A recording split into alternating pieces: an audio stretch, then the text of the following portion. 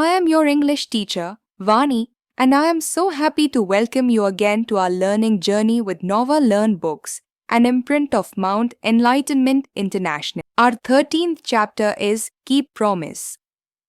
In this poem, we learned about different creatures and where they live.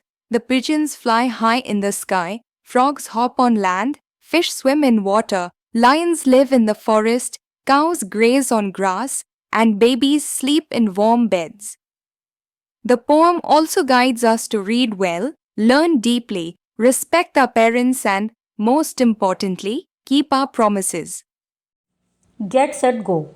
When a person agrees to do something or not to do something, that person is making a promise.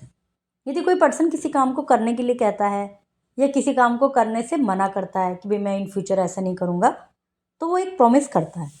A promise can be verbally.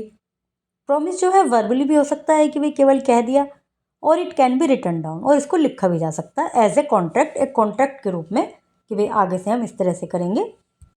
Breaking a promise और not keeping it is often just bad manner. Promise तोड़ना या उसको ना निभाना एक bad manner है. Let's start the poem. The pigeon fly in the sky, the frog hop on the ground, the fishes swim in the water, the ape sit on the mount. Pigeons कबूतर आकाश में fly करते हैं, frogs hope करते हैं, और fish जो है वो नदी में तैरती हैं. एप्स लंगूर कहते हैं जिनको हिंदी में, बैठते हैं माउंट पर, पहाड़ियों पर. The lions live in the forest, the cows graze on the grass. शेर जंगल में रहता है और काउ ग्रेज करती हैं घास चढ़ती हैं. The baby स्लीप्स in the bed and Jesus Christ on the cross. Baby bed पर सोता है और जीसस क्राइस्ट जो ऐसे क्रॉस बना रहता है वहाँ पर सूली पर उनको लटकाया जाता है, उनकी इस तरह से पिक्चर बनी रहती हैं, तो वो क्रॉस पर है. Read the book and right the lesson, learn the contents deep. Book पढ़िए, लेसन रीड कीजिए, राइट कीजिए, जो भी कंटेंट है उसको गहराई से रीड कीजिए.